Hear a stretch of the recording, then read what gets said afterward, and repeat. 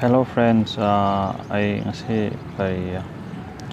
internet kamaina sinani haibi matang da itaksa ko ai ji han si Google Chrome ne ba ko si Google Chrome ne si Google Chrome ne si ko internet sina ga de internet se browser am sang ba hoi ado ke si ko si jina Google lana sina peno ne ba search engine app ne ba ko si ai je Galaxy J7 Prime 3GB RAM 16GB ROM ko adrage aina sum peno ta hai ta koi anything hoi smana dum sida dum changaga adum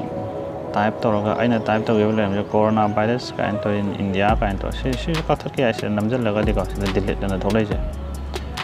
deida nang ge je si namjal le na ko sida delete na ong sida tholai je ai je sida side sida namjan ge ba je ko namjala kan to si delete an option je tholok ra si ka thak ke ya nang ga ba min oning da ba ka nam ro chu ko ado phone ju bi sai private oi nei da ko ada masida haje hoi si corona ana ha je ko corona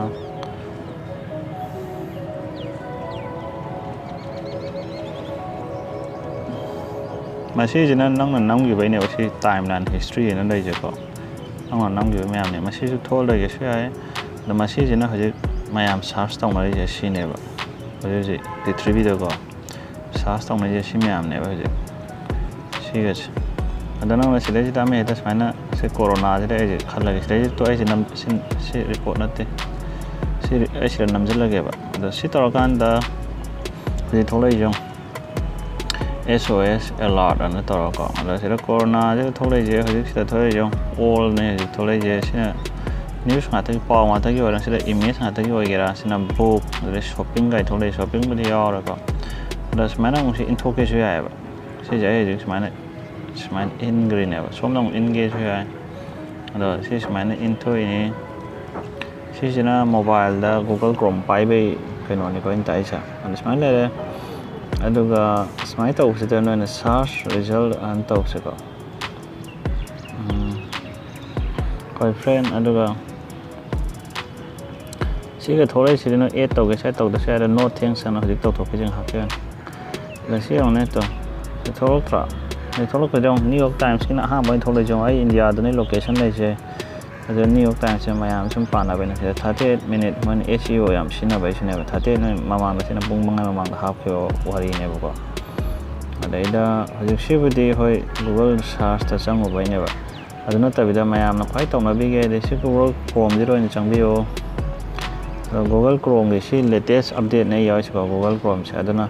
to swai da de aina chang ba mayam ne ko aina toina chang ba sibudi chang de sibudi chang si ko sam chang mun chang ne ti chang mun te ba do smane chingkhat ke shai no ko sai chingkhat la ga yeng ge shai smane ka ma si de ai gi interest ne nang news nang Google Chrome sina da pa ma khai ne do khai pha ba de sa ida hojik si da chang ga se coronavirus ko coronavirus in India ai si ai han chang go se nam ma je ko nam me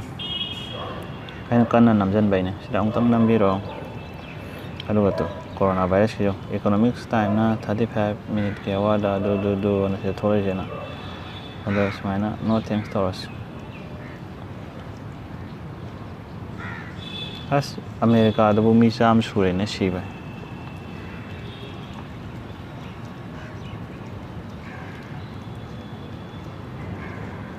che smai ching thok tan na kan ga je smai ching thok tan ba noi kana to ge ba ti ai yenge ya ala sila re corona ni si oi bani ko hand wash ka se ha ma tho affected area do da na le ko fever do da cha ma na ri na adar ge si cha ma na na ko sam na ba da noi kai ba ha ji ai si how to use internet ha ba ja smaina how to use aduga ai kanam ja ha ja ge ai na si hojik scenery ba friend ai na scenery ba hojik si kai no se si aina ung ni ko si je ung man si je Google Gboard ne ba Google gi keyboard an hai ba ko si ada si Google keyboard ne hoi noi keyboard ta kaino ram be ai ko Samsung gi ram be ama ton be si de sem to ke ai do ai si ne Google keyboard ne noi de smai thom da sai ba ko ada se samna have ai how to use internet na ai video ama le ram be ai thimina je hoji ko sai to sida no ai smai to de ai ma ki video tholok ta be ai ko ada ida stage no ne yeng nga de sida facebook how ke be private public way ra ne how to use internet har smana se ai sum tak pa ni ko ai de kamai thi da ge how to use debra tang ha pa de ara mi me am le ram ne meyang ba mana hap se ba si yong ko meyang ba mana ni ka soi ra mi ra mai ada how to use internet ko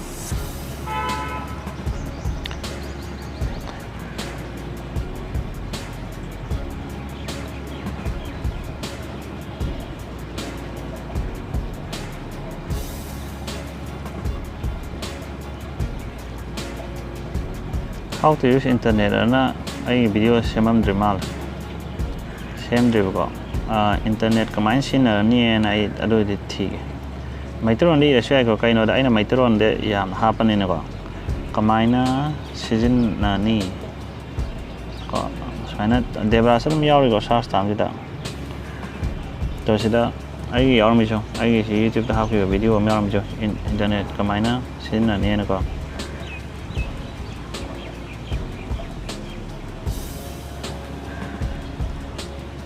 China kai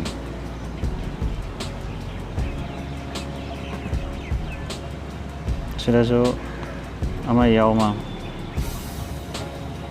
ama ai ha ko ma internet ka mai sina ne na ama tholo ko dong to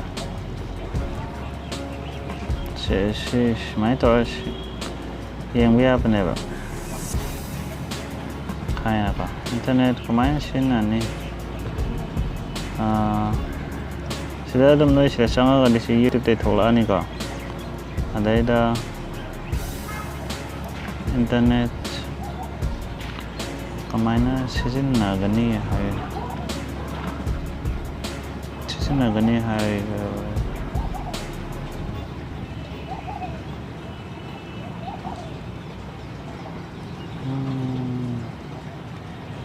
ada smaina ta machine ga haja sigi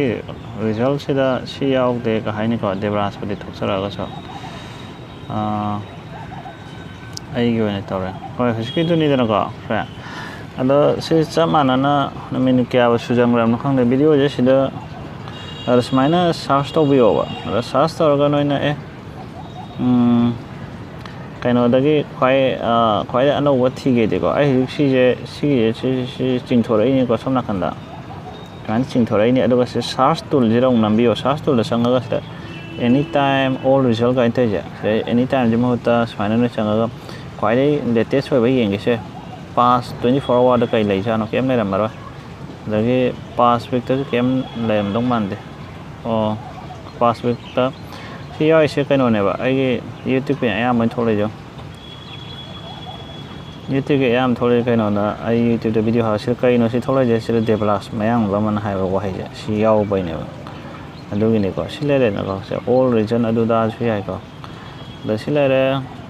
sine smaina internet se sina video friend ho youtube te yin ke share any video samna ha da kai hai je se ai si phone je J7 Prime na hai ang khalo ko ma si je smaina Google to pro price adu da battery ne mine thiru me am tholai jo ha bai si de ai na thiru ba na te ba si me am je ai na namu dri ba nga ta ne ba mi na namna ra ba me am ne ba tholai ba si je no na swai ero se da nam ta ri si ka hat karni amu isan ge ya na bne ko ada san ka thak ke jo are ra si J7 Prime na tha ba na J7 Prime tha ba no na J7 Prime ka tang na sila dum swai da nam jala ga de dum J7 Prime je charge to ba ne ko ada se thoi jong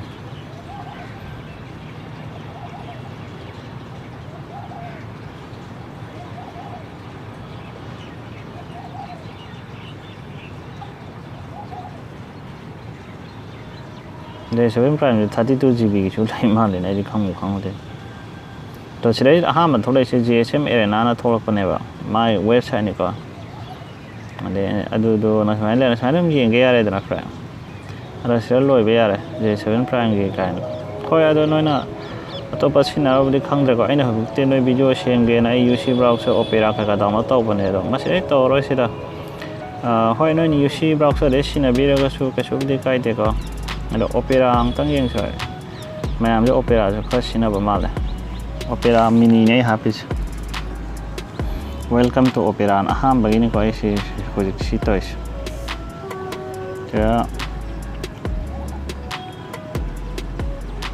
ꯗꯟꯅ ꯑꯗꯨꯝ ꯇꯧꯔꯒꯦ ꯀꯩꯝꯇ personal ꯁꯨꯃꯥꯏꯅ ꯇꯧꯔ ꯑꯉꯥꯡꯕ ꯁꯤ ꯑꯣꯟꯊꯣꯛꯍꯟꯕ ꯈꯣꯠꯄꯁꯤ ꯌꯥꯕꯅꯦ blue ꯑꯗꯨꯗ ꯑꯗꯨ ꯃꯁꯥꯒꯤ ꯁꯤ ꯑꯗꯨꯝ ꯇꯧꯔꯁꯤ ꯑꯉꯥꯡꯕꯅ ꯐꯖꯕ꯭ꯔꯥ Opera ꯃꯁꯥꯒꯤ ꯃꯥꯜꯂꯦ ꯑꯉꯥꯡꯕ ꯇꯧꯔ ꯗꯟ ꯇꯧꯔꯦꯀꯣ ꯃꯤꯅꯤ ꯑꯣꯏꯕꯅꯦ ꯁꯤꯕꯨꯗꯤ ꯑꯗ ꯁꯤ ꯅꯣꯏ ꯂꯦꯡꯒ꯭ꯋꯦꯖ ꯀꯩꯀꯥ ꯑꯣꯟꯊꯣꯛꯀꯦ ꯈꯣꯠꯀꯦ ꯌꯥꯏ ꯁꯤꯗ Operaꯗ ꯍꯧꯖꯤꯛ ꯅꯝꯃꯨꯔꯤꯅꯤꯀꯣ ꯑꯩꯗꯣ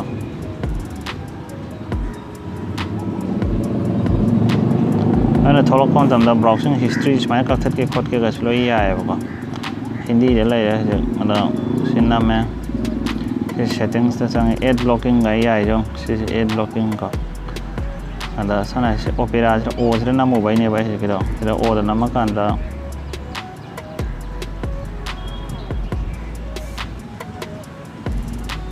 ꯑꯣꯁꯤꯗ ꯅꯝꯃꯀꯥꯟꯗꯅꯦ ꯁꯤ ꯊꯣꯛꯂꯛꯏꯁꯦ ꯁꯦꯠꯇꯤꯡ ꯑꯗꯨꯗꯥꯅ ꯁꯤ ꯑꯦꯗ ꯕ꯭ꯂꯣꯀꯤꯡ ꯑꯗꯨꯗꯥꯅꯦ ꯑꯗꯣ ꯁꯤ ꯑꯃꯨꯛ ꯃꯥꯡꯍꯟꯈꯤꯒꯦꯗꯤ sida namadi yaro sida namadi thokiran hairejo cancel tore hoy ado sida julu misa mane hujik internet search tawbado de masai trending adu da kain thok lai me ko ado sa yes internet kamana sijina ni devras meng bamana ko simak search taw haibana te no ni any search taw haiban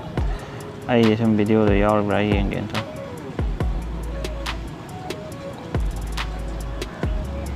to Google dagin si internet si Opera mini se pudi manara dra fra kamaina si nani nam de yaw ramang kamaina bu taw sana si ro to yeng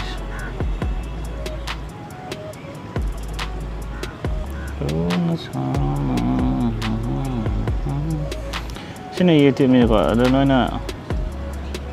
save as PDF ado da kayam yawrin ada changla kari noi si subscribe kya awle 346 lai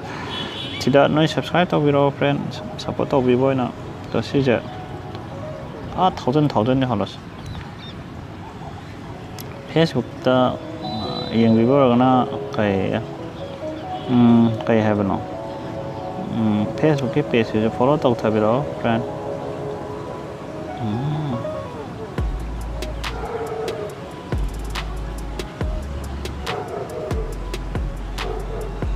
sini jana ko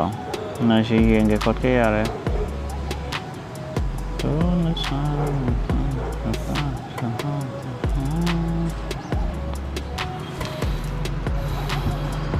yare na ko atop de yam he na khang lo su yare da masi hai ga taw no yare friend min manam sanga man messenger ke ko good morning